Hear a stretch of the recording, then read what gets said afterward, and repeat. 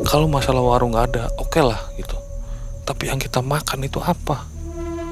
Yang kita minum itu apa? Tapi saya masih mikir lagi, ini bukan masalah warung nggak ada apa, kita makan apa. Saya masih bayar kurang. Sesampainya di warung itu, kesininya kok aneh-aneh, saya bilang gitu. Kenapa ini, aku mikir-mikir lagi, ternyata saya sadar saya masih punya utang ini 2000 ke ibu-ibu tadi yang punya warung di Blora. Saya bilang begitu. Wah, kayaknya sih saya putusin harus balik lagi lewat jalur situ. Ini di luar masalah hal gaib atau gimana, saya masih ada janji gitu loh, Mang. Suasananya mungkin kayak gini, Mang. Gelap, kanan kiri gelap, depan belakang gelap. Pas lagi kita ngerokok, itu nggak tahu kenapa banyak monyet, Mang, nyamperin kita. Tapi datangnya satu-satu. Bener-bener ketakutan banget itu, Mang. Sampai kita ngerokok tinggal sisa setengah batang itu, kita ngerokok bertiga udah gemeter semua saking takutnya. Kegiatan touring motor bersama teman-teman merupakan kegiatan yang menyenangkan. Namun, bagaimana jika yang terjadi malah hal-hal yang menyeramkan? Seperti berhutang di warung goib di tengah hutan, yang menyebabkan banyak sekali gangguan dalam perjalanan. Hingga sampai didatangi sesosok genderuwo saat beristirahat di penginapan. Itu semua dialami oleh narasumber kita. Kali ini narasumber akan mengisahkannya kepada kita semua. Inilah Mas Brian. Assalamualaikum warahmatullahi wabarakatuh. Apa kabar Mas Brian? Alhamdulillah sehat, Mang. Mas Brian, itu gimana bisa sampai ngutang di warung goib? Kok aneh gitu ya, ngutang di warung goib? Ya pada saat itu kita memang lagi touring, Mang. Kita bertiga sama temen saya dua ini. Kebetulan pas itu kita berhenti di suatu warung itu. Kita makan, pas kita mau bayar itu kurang 2000, Mang. Kita rencana memang mau balikin tuh uang, karena kita uang pas posisi makan itu kurang 2000. Akhirnya kita putusin nanti balik lagi. Hanya karena kurang 2000 bisa kayak gitu ya? Iya betul, Mang, betul sekali. Oke Mas Brian, sebelum mulai berkisah, ini ada kenang-kenangan dulu dari malam mencekam, nanti dipakai ya. Oh siap. Wah keren ini, mantap. Jangan lupa nih, jangan sampai nggak dipakai nih. Oh siap, pasti ini saya pakai buat touring ini. Saya bawa putar-putar ke seluruh Indonesia kalau bisa nih. Dan ternyata Mas Brian ini adalah seorang motoris ya, atau tergabung di sebuah komunitas motor di Tegal. Apa namanya? Saya dari anggota dari klub motor Tivers Tegal Fictioner Club, berbasis fiction varian di kota Tegal, Mang. Mantap, luar biasa, keren banget. Sobat MM, saatnya kita mendengarkan kisah dari Mas Brian. Jangan skip videonya, dan inilah kisah dari Mas Brian.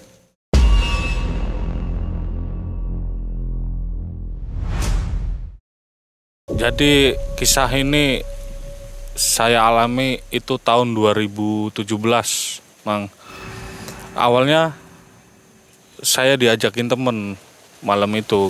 Posisi itu saya masih inget banget, itu malam Jumat. Saya di rumah, saya bete aja, biasa anak muda zaman itu, Mang. Anak muda kita tuh bosen aja di rumah. Saya putuskan untuk pengen keluar. Itu saya dihubungin sama teman-teman anak motor di Tegal itu. Katanya ayo nongkrong ya di alun-alun nih gitu.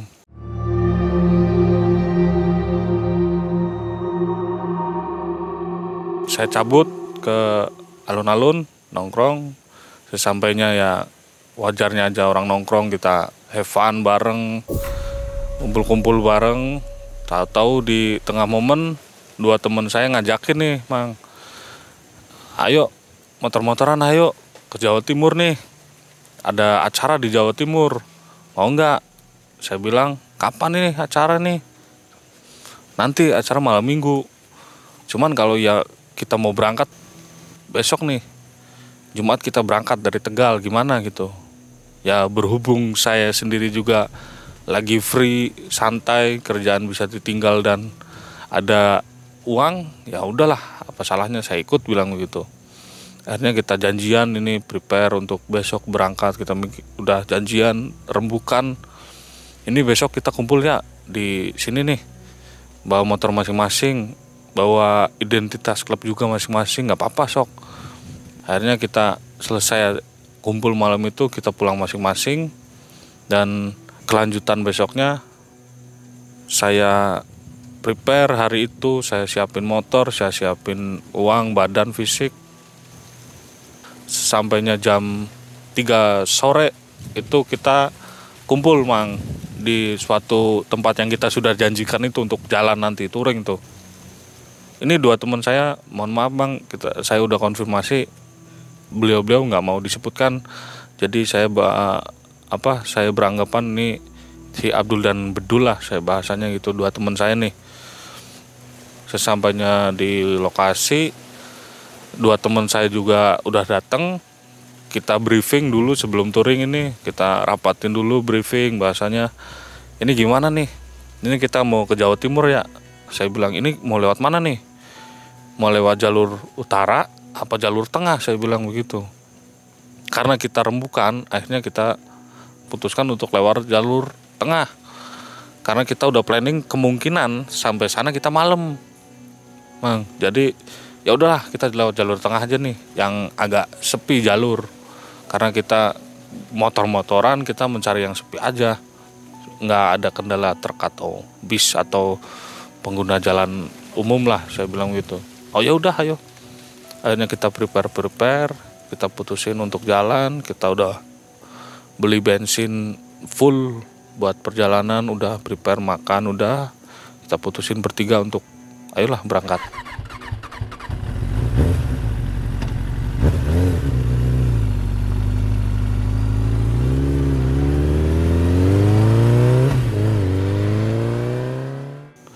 Kita berangkat dari Tegal itu sekitar jam 3-an Mang.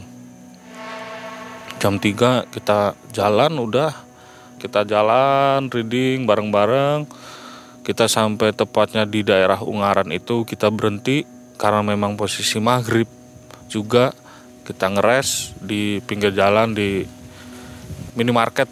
Di minimarket kita berhenti, kita beli minum, dan kebetulan juga saat itu memang hujan deras banget Mang.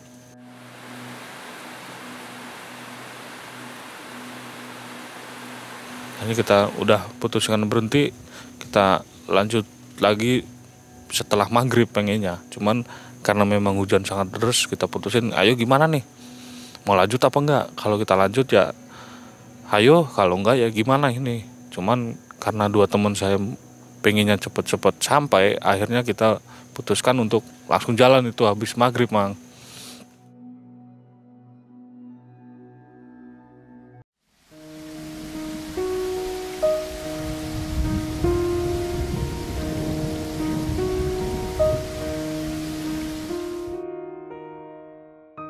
Nah kita ambil arah Purwodadi itu Mang, ambil jalur Purwodadi, Blora, Cepu, baru keluar Jawa Tengah.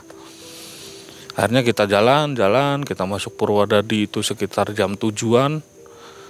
Setelah kita udah masuk Purwodadi itu, masuk ke Alas Blora itu, sebelum masuk hutan tuh, si teman saya satu ini, si Abdul ini ngomong, kita lapar ya, berhenti dulu deh kalau ada warung.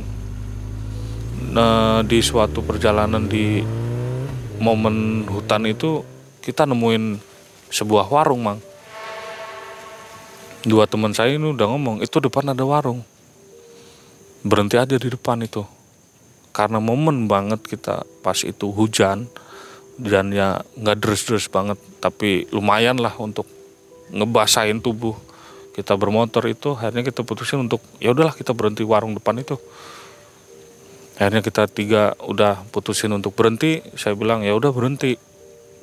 Nah sampainya warung itu, kita berhenti, ngelepas jas hujan, ngelepas jaket, ngelepas helm.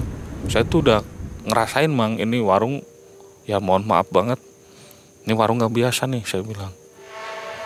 Sebelum masuk warung saya udah bilang, ini bener nih kita berhenti di sini. Saya ngerasa nggak enak aja, saya ngomong begitu ke dua teman saya nih mang. Iyalah, mau gimana lagi, nggak ada warungnya ini, lagian hujan, nggak apa-apa kita berhenti aja di sini, makan-makan dulu lah, perut jangan sampai kosong, bilangnya begitu. Nah begitu kita masuk, saya duduk di depan warung, dua teman saya ini langsung masuk ke dalam warung mang. Itu posisi warung itu, tampak warung itu kayak warung zaman dulu, masih bentuk geribik atau triplek begitu mang. Depannya aja masih yang etalase dibuka.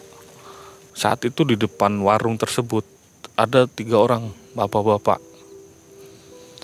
yang 2 lagi main catur, yang 1 di tengah ngeliatin 2 bapak-bapak ini main catur mang, tapi pakai sarung, kayak nutupin aja pakai sarung begitu, kayak orang kedinginan aja begitu.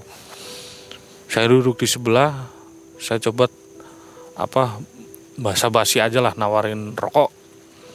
Saya bilang ke bapak-bapaknya, Pak, rokok Pak, saya bilang gitu. Bapak-bapaknya jawab, iya Mas, makasih gitu. Dan kebetulan bapak-bapak yang dari 3 orang ini tuh, yang 1 yang pakai sarung itu nanyain saya, Mang, dari mana Mas gitu. Ya saya dari Tegal Pak, sama temen-temen ini gitu. Oh Tegal itu dekat Pekalongan ya Mas gitu. Iya Pak, saya bilang gitu. Oh mau kemana Mas gitu. Saya bilang kita mau ada perkumpulan Pak di Jawa Timur. Ya, cuman kita jalannya sekarang Jumat biar nggak terlalu mepet banget sama waktu gitu. Oh iya Mas, nggak apa-apa. Hati-hati aja Mas kalau jalan daerah sini, lebih sering baca doa katanya, lebih dijaga aja katanya. Makanya itu saya masih biasa aja Mang. Saya mikirnya orang biasa aja itu.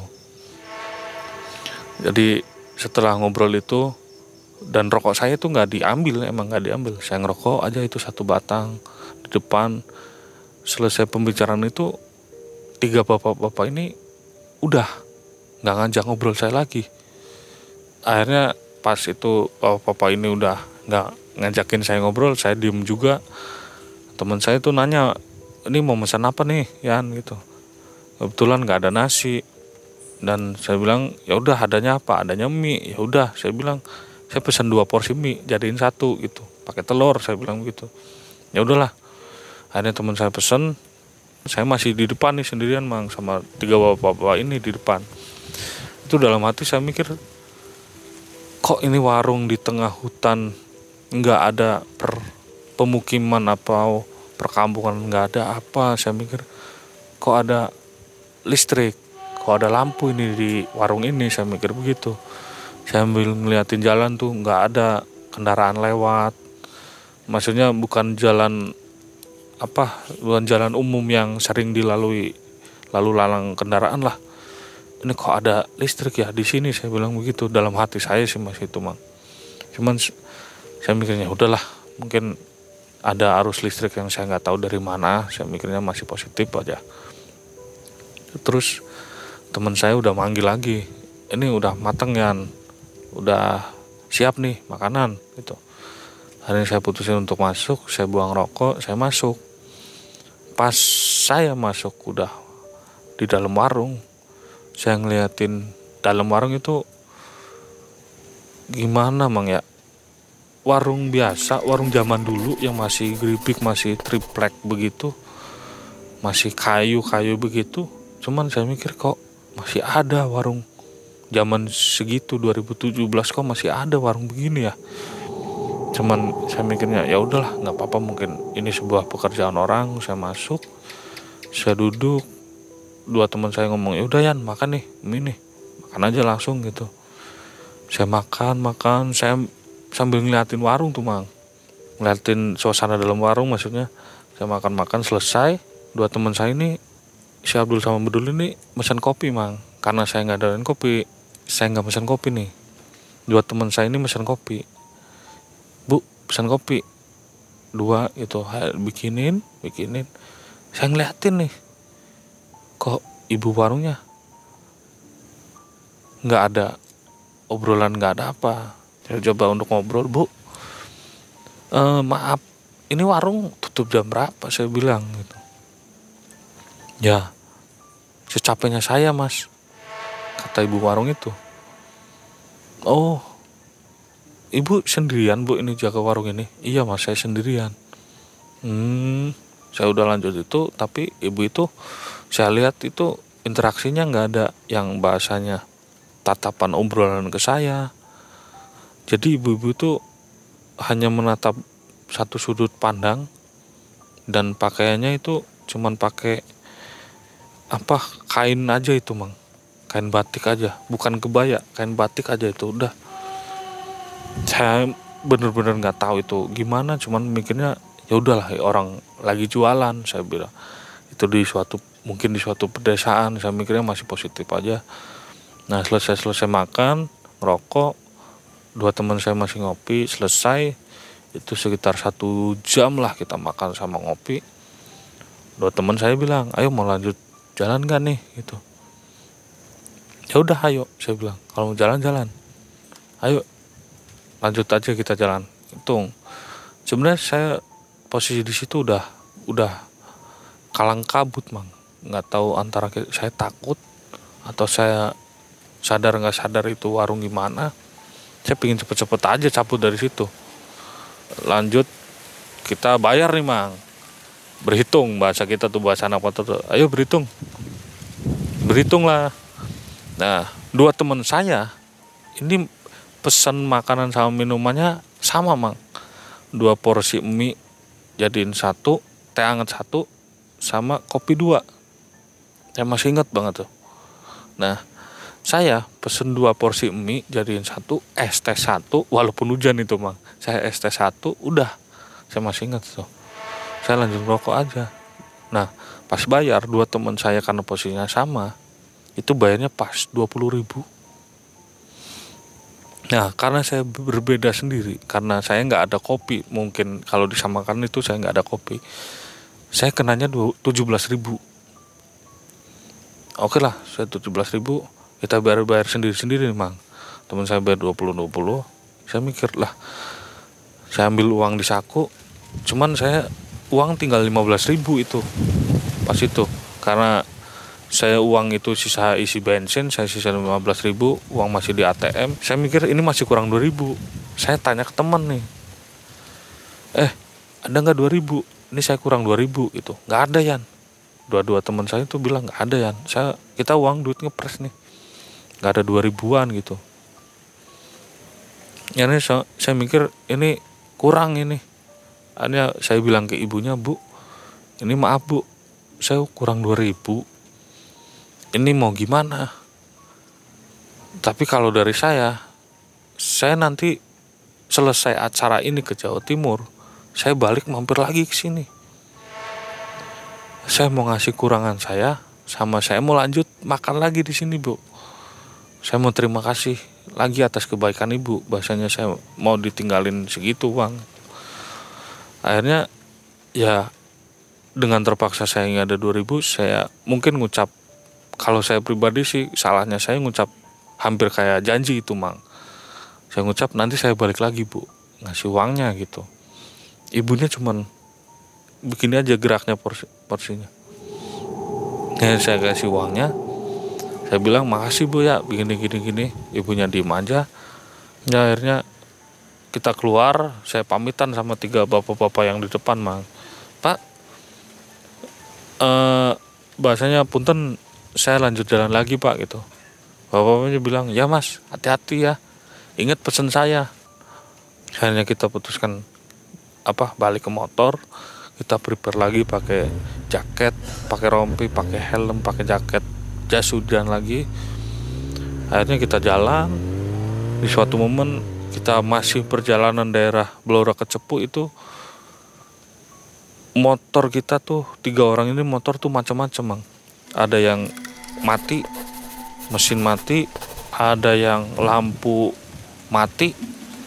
Motor saya juga trouble itu, Mang, trouble mesin memang. Saya nggak tahu gimana, akhirnya ini tragedi satu-satu, Mang. Teman saya begini, kita kondisiin begini-gini, jalan lagi.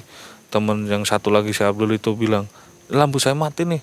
Kita utak-atik lagi, ternyata nyala lagi. Kita jalan lagi.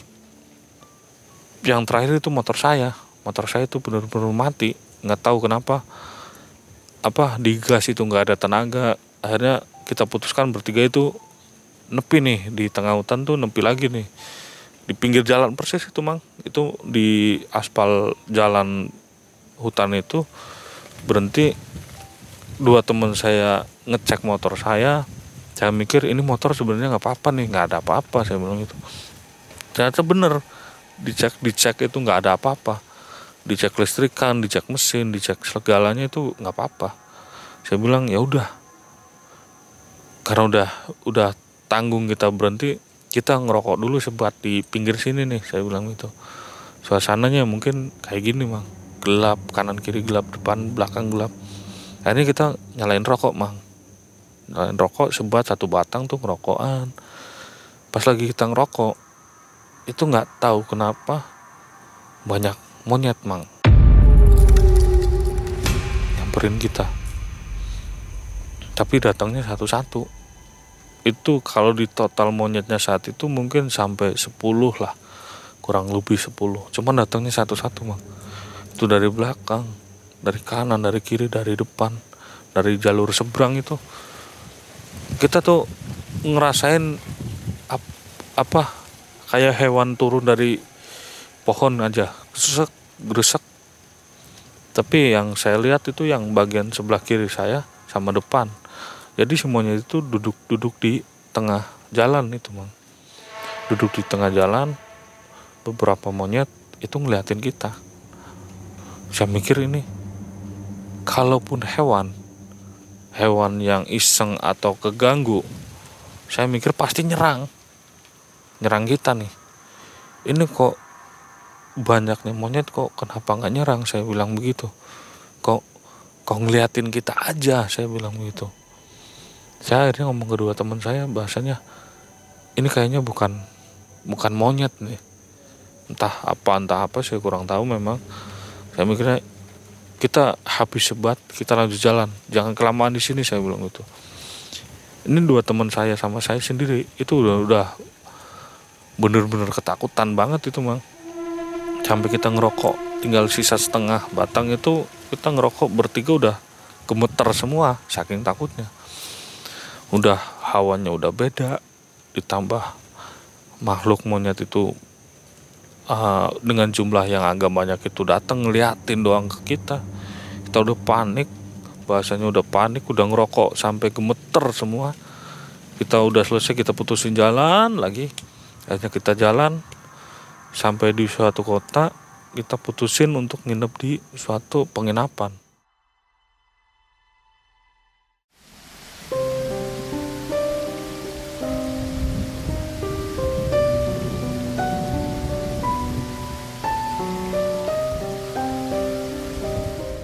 Ini kejadian paling ngerinya saya itu pas di penginapan. Saya sebelumnya mohon maaf, barangkali entah gimananya, ini bukan saya menjelekan atau menggimanakan. Jadi di suatu penginapan itu kita nyewa 3 kamar sendiri-sendiri. Kita udah prepare, masukin motor, udah kita nyopot, segala masuk kamar, udah nyopot. Kita ke kamar masing-masing. Begitu saya sampai kamar, saya masuk, itu bagi saya itu udah nggak normal aja gitu Mang. Pas saya udah naruh tas saya itu, tas bawaan touring saya taruh tas, saya prepare hampir mau mandi. Selesai mandi itu saya keluar dari kamar mandi, itu barang di tas saya udah di penginapan itu udah berjajar, kayak kalau saya mikirnya sih orang mau nyuri nih. Ini apa ya, orang mau nyuri, saya bilang begitu. Orang di penginapan itu saya udah kunci kamar. Saya masih mikir positif Mang, itu nggak ada apa-apa, bahasanya bukan hal-hal begituan. Saya ambilin lagi barang-barang saya jadiin satu dalam tas lagi, saya taruh di depan. Jadi posisi penginapan saya itu, si pintu ini kalau saya di tempat kasur, tempat tidur saya, posisi tidur itu, saya ngeliatin pintu itu di sebelahnya TV Mang. Jadi begitu saya tidur di tempat tidur, saya ngeliatin TV, otomatis saya ngeliat pintu juga. Dan posisi kamar mandi ini di belakang kasur ini, di dinding belakang kasur. Tas saya ditaruh di sebelah TV itu Mang, di depan saya. Saya mikirnya saya sekalian ngeliatin tas aja. Itu memang udah posisi udah jam 2 jam 3. Saya mikirnya udah hampir pagi nih. Saya tidur, saya ngecas HP, saya masih main-main HP. Di situ saya masih itu entah gangguan dari suara atau benda yang bunyi itu wis bener-bener ada banyak gitu, entah dari pintu dibunyikan, pintu kamar mandi, entah dari suara orang ketawa, orang nangis, itu ada semua itu di situ.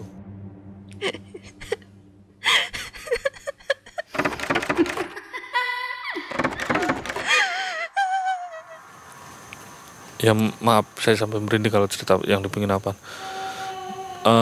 Posisi udah saya mau tidur itu Mang. Saya mau tidur, saya udah taruh HP, saya lampu matikan semua. Saya tidur masih ngeliatin atas nih Mang, masih dalam begini aja lah, tidur tuh begini. Saya ngeliatin atas ini, saya ngucap dalam hati, kalau saya di sini ngeganggu atau ngerasa terganggu, saya mohon maaf. Saya cuma numpang tidur aja di sini. Saya nggak tahu apa-apa di sini. Mohon maaf, saya numpang tidur aja. Dan tolong jangan ganggu saya. Saya bilang ke dalam hati saya sendiri. Dah saya tidur, saya udah ngerasain merem itu Mang. Jujur aja saya udah ngerasain merem. Cuman itu hawa saya tuh kayak ngerasa merem-merem tapi nggak merem Mang. Kayak tidur apa bahasanya? Tidur ayam.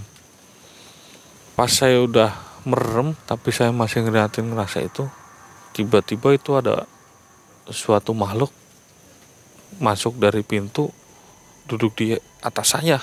Itu pas saya di penginapan itu, duduk di atas saya sambil ngeliatin saya ke muka saya itu kalau saya bilang sosoknya sosok hampir seperti Gondoruo Mang, bulunya banyak, gede, besar. Kalau saya liatin dari posturnya itu pas ngedudukin saya hampir sampai ke atap, ke ternit itu Mang.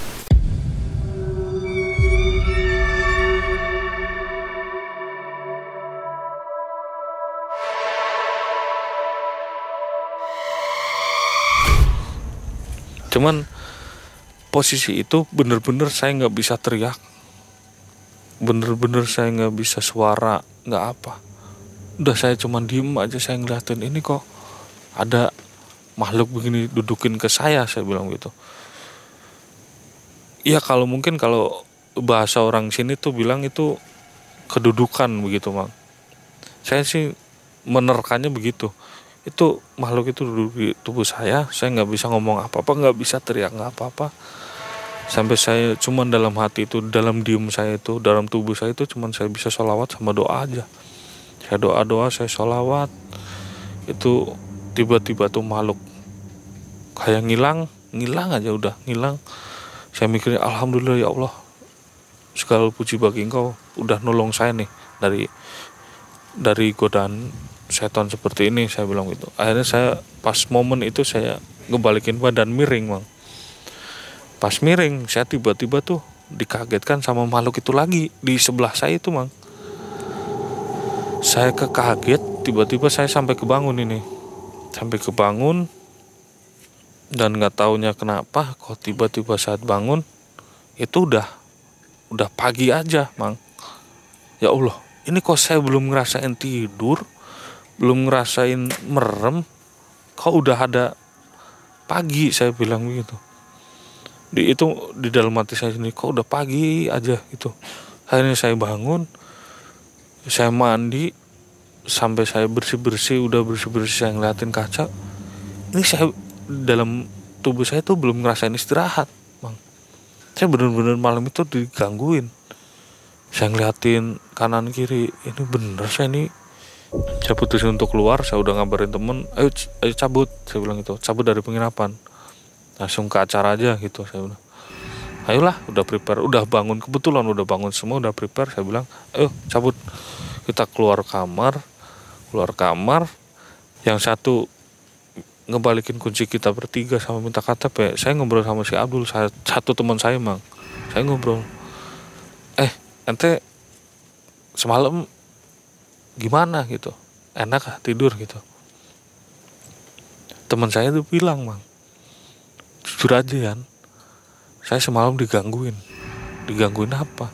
Saya bilang, kalau dibilang mirip sih mirip Gondoruo gitu.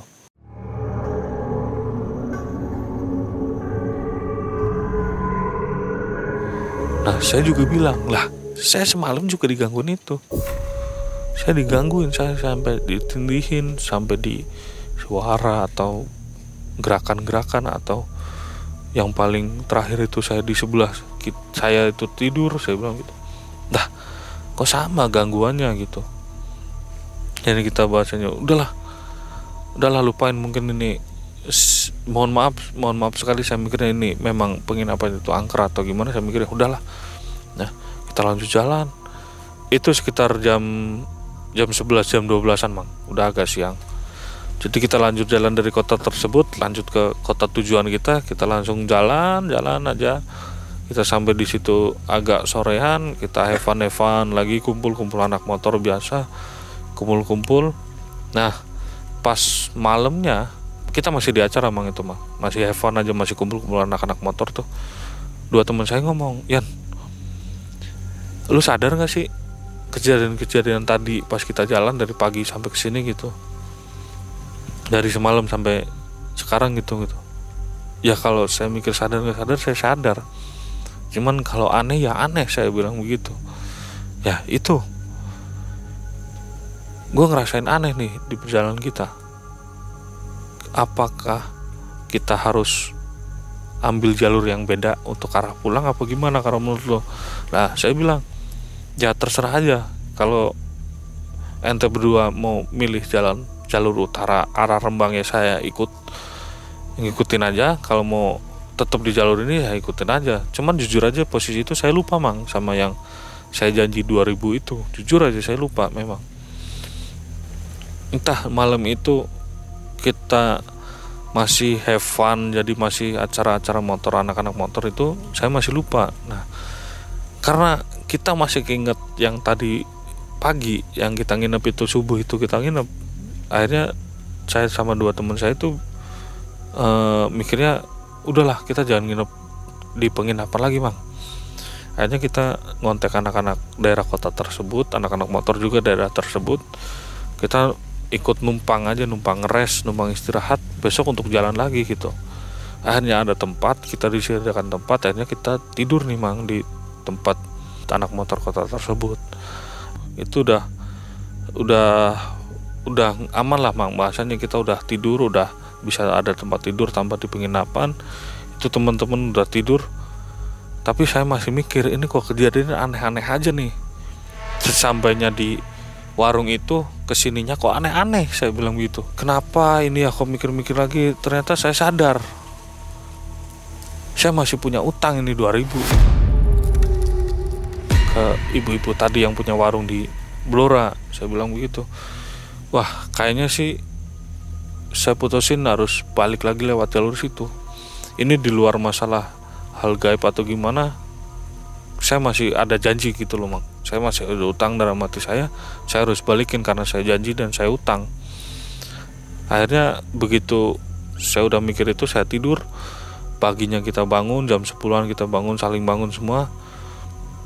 Dan udah bangun, udah sarapan, saya ngomong ke dua teman saya, ini saya kan utang sama ibu yang di Blora itu, utang 2000 nih gitu.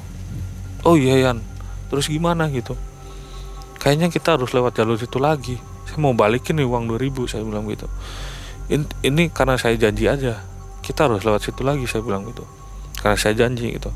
Oh ya udah, kalau lu udah mutusin untuk balik lewat jalur situ, atau lu udah janji, atau lu mau nyaur, mau ngebayar utang lu, ya udah gitu.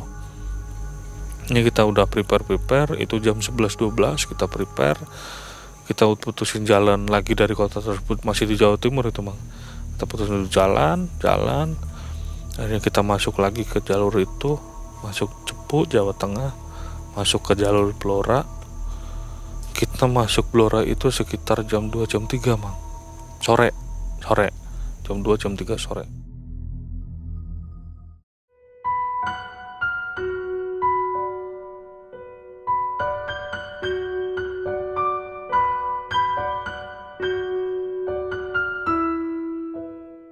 Akhirnya kita masuk daerah Cepu. Sebelum masuk jalur itu saya udah ngomong ke dua teman saya, ini kita mau masuk jalur tadi nih, jalur yang kemarin, saya bilang gitu ke warung tadi. Ini kalau kita dari jalur berangkat itu warung sebelah kiri. Jadi kalau kita arah pulang, warung itu pasti sebelah kanan, saya bilang gitu. Okean, kita masih ingat kok warung itu. Dua teman saya ngomong gitu. Ya udahlah, kita lanjut jalan. Kita tengok kanan kiri lagi. Kita fokus lebih ke sebelah kanan. Sampai ujung hutan itu nggak ada warung. Jadi dua teman saya ngomong, berhenti dulu. Itu berhenti, udah keluar hutan, kita berhenti. Dua teman saya ngomong, ini kok warung nggak ada gitu. Iya, saya juga nyari nggak ada, saya bilang gitu. Itu kalau secara normalnya itu jalur dari ujung ke ujung itu 1 jam. Saya dari ujung sana itu jam 3-an sampai sini sekitar jam 4. Kalau saya balik lagi itu sejam lagi. Saya ngomong, ini warung kalau nggak ada gimana, saya bilang gitu. Coba kita cari lagi, 1 kali lagi kita jalur ke sana gitu. Akhirnya kita putusin bertiga untuk balik lagi ke arah sana lagi, hampir kayak arah berangkat. Kita putusin untuk balik lagi. Oke, kita lebih teliti ya cariin warung itu gitu. Kalaupun memang warung itu emang dibongkar, pasti ada bekas-bekas warung bongkaran tersebut Mang, atau pondasi atau halaman yang udah kena bangunan itu pasti ada, saya bilang begitu. Jadi saya ngomong ke teman, lebih fokusin deh, ada bekas warung nggak, barangkali ini warung dibongkar atau gimana, saya bilang gitu. Oke lah, yuk kita jalan lagi balik lagi ke arah Cepu lagi. Kok kita nengok kanan kiri pelan itu nggak ada, bener-bener nggak ada lagi Mang. Akhirnya kita sampai ujung lagi, kita ngomong, wah bener ini warung nggak ada gitu. Dua teman saya sama saya udah panik, wah gimana ini, apa bener sih ini warung yang nggak ada gitu, warung goib gitu.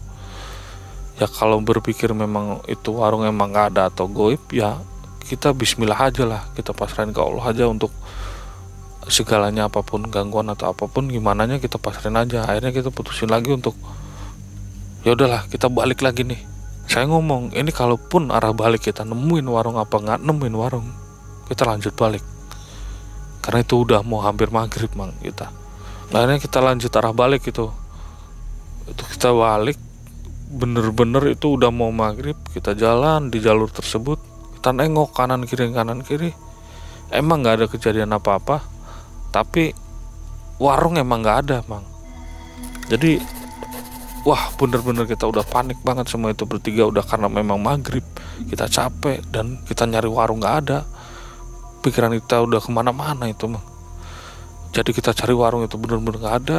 Udah kita keluar dari hutan itu udah, kalau kita anak motor tuh udah ngebut semua Mang, itu ketakutan, udah takut. Saya itu belum ada inisiatif untuk apa-apa itu Mang, untuk yang uang 2000 itu memang jujur aja karena saya panik mikir warung nggak ada. Jadi kita jalan dari Purwodadi arah pulang, dan kebetulan memang pas malam itu malam Senin malam itu ada kontekan dari anak Semarang untuk bahasanya untuk ngopi aja santai sebelum arah balik ke Tegal tuh ngopi. Akhirnya kita putuskan mampir nih di Semarang. Akhirnya kita ke Semarang. Udah masuk Semarang, kita dijamu dan ditemuin sama anak motor Semarang, nongkrong di suatu tempat di Semarang, ngobrol-ngobrol. Tapi saya sama dua teman saya ini fokus Mang, pembicaraan tadi kita, ini kok kenapa warung nggak ada gitu. Salah satu teman saya, si Abdul, ambil kata si Abdul ini bilang, ini bukan masalah warungnya nggak ada nih. Kalau masalah warung nggak ada, oke lah gitu. Tapi yang kita makan itu apa? Yang kita minum itu apa? Tapi saya masih mikir lagi, ini bukan masalah warung nggak ada apa, kita makan apa. Saya masih bayar kurang. Kalaupun ini warung goib atau apa, saya mikirnya saya masih kurang gitu. Anak motor Semarang ini ngeliatin kita, muka-muka panik. Kenapa? Nanyain kan, anak Semarang itu nanyain ke kita, kenapa? Kok muka kalian kok panik begitu? Akhirnya kita dengan persetujuan kita bertiga untuk cerita, kita ceritalah. Ya mas, jadi kejadian di suatu tempat ini di Blora, kita makan mas, makan di warung begini gini. Tapi pas kita balik tadi sore itu warung nggak ada gitu. Akhirnya si anak Semarang ini kayak ngasih tahu apa cerita gitu. Oh, di daerah situ ya gitu. Dari situ sih emang hal begitu wajar begitu. Banyak orang yang diliatin lagi dibegitukan itu banyak gitu. Malah kita bertiga itu sempat dikasih tahu informasi dari media sosial lah, dari suatu medsos. Nih coba nih kamu lihat nih kejadian yang tahun-tahun kapan gitu. Kita diliatin gitu. Kita di posisi di sini masih panik tadi sore, kita diliatin media seperti itu. Pas saya tonton itu medianya memang di lokasi tersebut terdapat suatu bis umum sama truk, dan bis umum sama truk ini memang disasarkan mang di tengah hutan tersebut. Cuman gara-gara masalah itu emang yang lokasinya sama, kita jadi bener panik ini bertiga mang. Bener-bener saking paniknya, udah akhirnya kita putuskan untuk udahlah jangan kemalaman, kita di Semarang, kita cepet-cepet balik nanti nih. Udah kita udah nongkrong udah selesai, saya putuskan untuk pamit ke anak-anak Semarang. Udah maaf ya, kita posisi kondisi badan capek dari perjalanan, dan emang karena kita takut juga panik, akhirnya kita udah maaf ya, kita jalan balik ke Tegal nih gitu. Udahlah kita pamit. Alhamdulillahnya emang dalam perjalanan balik kita nggak ada apa-apa mang. Dalam perjalanan nih, begitu sampai Tegal, kita udah misah bertiga ke rumah masing-masing. Memang bertiga teman dua saya ini udah pulang, ayo kita cabut dari Tegal itu, udah cabut masing-masing rumah. Dan kebetulan rumah saya itu agak jauh dari perbatasan Tegal Pemalang, itu agak jauh. Saya sampai rumah itu sekitar jam 1 jam 2 malam. Parkir motor di depan, saya ketok-ketok pintu karena di rumah itu ada orang tua, ada ibu. Saya bilang, ibu mungkin tidur pas itu. Saya ketok-ketok kok saya dengar ada kayak angin gede. Nah, kayak angin begini mah. Ada angin gede nih. Saya nengok ke depan rumah, itu depan rumah saya jadi latar mang, kayak sawah-sawah begitu. Masih perumahan kaplingan, itu sawah-sawah semua. Saya nengok ke depan rumah kayak bayangan ibu-ibu. Cuman yang saya tambah ngeh, kok ini ibu-ibunya pakaiannya kok sama kayak yang di warung kemarin, saya bilang gitu.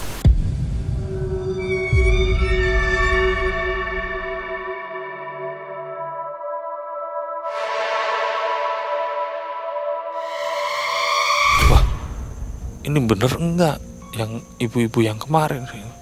Karena saya posisi panik, saya ketok pintu tambah keras. Saya teriak-teriak ke ibu saya bukain pintu. Ibu saya nanyain, kenapa kok kayak panik begitu? Nggak apa-apa bu. Saya bilang nggak apa-apa aja gitu. Akhirnya saya masuk, saya masukin motor, saya masuk. Kebetulan saya pas itu memang saking panik, saya ambil wudhu sama sholat. Saya saking takutnya, alhamdulillah saya tidur itu nggak apa-apa. Malam itu saya tidur, saya nggak apa-apa, nggak ada kejadian apa-apa. Bangun paginya, saya duduk di rumah, saya sambil mikir, mang, ini kok semalam saya dilihatin hampir kayak mirip ibu-ibu yang di warung. Apa mungkin ini ibu-ibunya nagih apa gimana, saya nggak tahu. Cuman dalam hati saya jujur aja, saya pengen kesana lagi untuk balikin uang. Cuman saya mikir, kalau ini warungnya emang nggak ada, saya harus gimana? Berhari-hari saya mikir itu, saya keinget terus entah kenapa. Saya di kerjaan, saya di rumah, saya dikumpul sama teman-teman, kok saya ingat kejadian itu banget. Saya ceritain ke teman-teman. Akhirnya saya putuskan untuk balik lagi ke jalur tersebut untuk ngembalikin uang. Akhirnya saya preparekan waktu, preparekan tenaga, prepare uang. Saya motor-motoran lagi nih Mang, sendirian ini. Saya sendirian, saya untuk ngelewatin jalur itu lagi Mang. Akhirnya kapan waktu itu saya lanjut ke sana, jalan lagi ke jalur tersebut. Pas udah sampai jalur tersebut, memang saya satu lewatan itu bener-bener gak nemuin warung itu lagi Mang. Jadi akhirnya saya sampai di Cepu, saya nginep di temen. Arah pulangnya saya putusin untuk ngebuang uang 2000 itu Mang. Emang udah saya siapin uang 2000 itu. Pas saya jalan pulang ke arah Tegal lagi, arah pulang, saya benar-benar emang gak ada warung.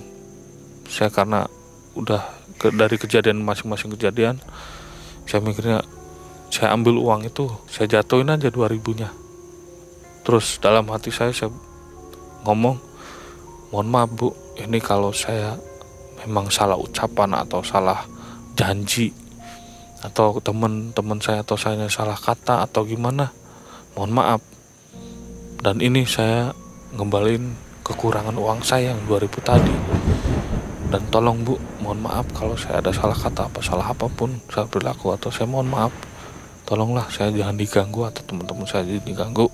Saya sampai rumah lagi saat itu malam lagi, udah sampai pulang lagi. Pas saya udah tidur Mang, saya kemimpi Mang, ibu-ibu tadi. Saya mimpi makan di situ lagi. Saya ngucapin Bu, saya balikin uang 2000-nya gitu. Mohon maaf Bu kalau saya kelupaan atau kelamaan ngebalikin uangnya gitu. Terus yang di mimpi saya itu ibu-ibunya cuman ngomong, iya Mas, gak apa-apa, makasih gitu. Nanti lain kali kalau lewat jalur begini agak lebih dihati-hatikan saja apapun itunya gitu. Akhirnya kelanjutan besoknya saya udah bangun, saya selesai itu, alhamdulillah sampai sekarang saya nggak kejadian apa-apa. Walaupun sampai sekarang kita masih mikir nih apa begitu yang kita makan begitu. Oke, unik sekali ya Mas Brian ini kisahnya. Kira-kira ada yang ingin disampaikan nggak untuk penonton Malam Mencekam dari sisi baik dan sisi buruk kisah ini? Mungkin Mas Brian mau menyampaikan, silakan. Ya, kalau dari saya pribadi, karena berdasarkan pengalaman, saya tidak melangkahi atau menggurui siapapun. Mohon maaf sebelumnya, saya tidak mengejas di daerah manapun, saya tidak mengejas. Kalau saya boleh bersaran, alangkah baiknya kita menghargai adat istiadat per wilayah tersebut. Kita menghargai, apa salahnya. Masalah percaya tidak percaya itu urusan belakang bagi saya. Lebih baik kita menghargai dulu. Kalaupun karena kisah saya di hutan, saya titip pesan aja, kalau mau masuk seperti itu lebih baik kita baca doa atau salawat. Dan yang paling utama, lebih jaga ucapan Mang. Sobat MM, banyak hal yang bisa kita ambil dari kisah ini. Ambil yang positif dan buang negatifnya ya. Selalu tingkatkan keimanan kita kepada Allah Subhanahu wa taala agar kita terhindar dari hal-hal yang tidak kita inginkan. Akhir kata Mang Ei undur diri dari Tegal. Assalamualaikum warahmatullahi wabarakatuh.